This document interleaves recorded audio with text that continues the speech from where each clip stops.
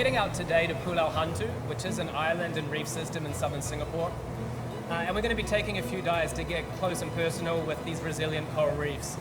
We want to understand how they're growing, and we're also going to be changing data loggers to look at the environmental conditions under which they're living.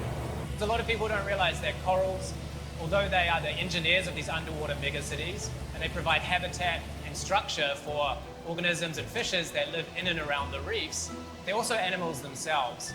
And if we lose them, they can take multiple human generations to be restored back to their original states. So by protecting and conserving coral reef ecosystems, we can protect global ocean health and ultimately our own survival. 1, 2, 3.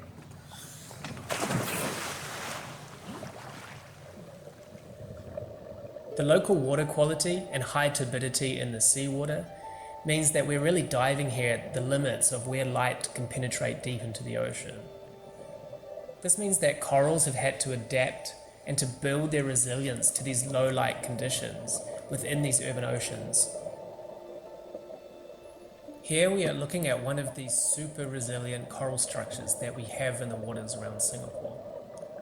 Many of the corals grow laterally and spread out along the reef surface, and others have very long extended tentacles that flow in the water column. Both of these designs and shapes allow the corals to adapt to these environmental conditions.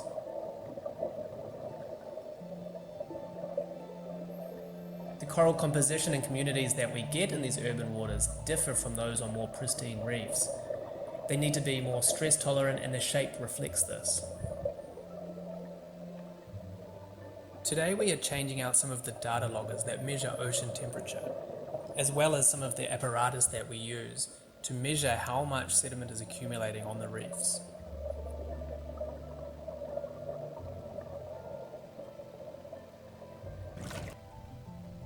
It's important to study ocean adaptation so that we can better understand how some oceans have begun to build resilience, and if these adaptations can then be applied to help save fragile ocean areas where change is starting to happen faster than adaptation can occur.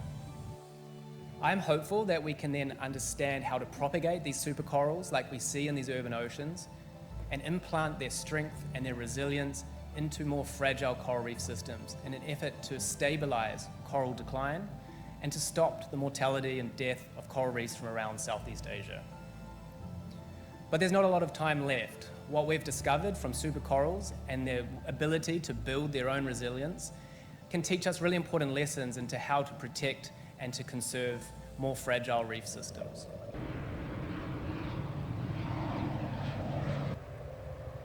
One scientist well known for his work mapping the Amazon rainforest is using his knowledge to build the first global coral reef atlas, high-resolution images that will form a monitoring system for the health of coral reefs this century. From his Hawaiian Institute, Dr. Greg Asner and his team run the Paul Allen Coral Atlas program, allowing scientists, conservationists, and governments to track and monitor the changing impact of climate and human-induced stress on the world's coral reef systems. My career actually started in ocean science, but then I discovered the Amazon basin and I spent more than a decade there studying rainforests.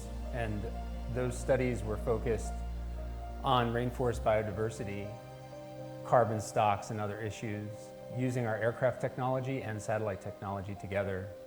During those years, we created new methods for probing biodiversity, and later on, I discovered that those same methods could be reapplied back to ocean systems. So some of the methods we created in the Amazon basin, we're using them today to map coral reefs from the air and from space. While we've been doing work on land, we realized that coral reef ecosystems were declining faster than almost any other biome. Coral reefs are spread across the planet in a very complex pattern that makes them hard to understand, hard to study, and hard to manage. Yet doing so is absolutely central to the health of our entire ocean system and, in fact, to the planet's biodiversity and its functioning as a whole. Scientists here at the Earth Observatory of Singapore are working, really committing to enhanced study of coral reefs and the surrounding ocean. The next 10 years are critical.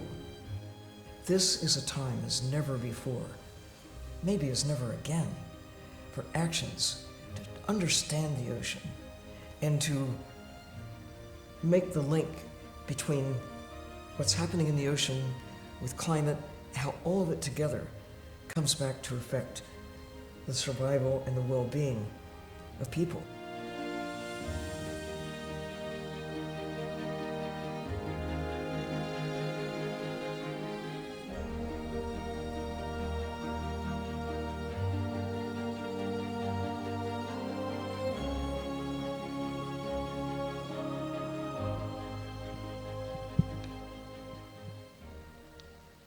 Wow, that was something else. Thanks so much for sharing. Okay, well, it took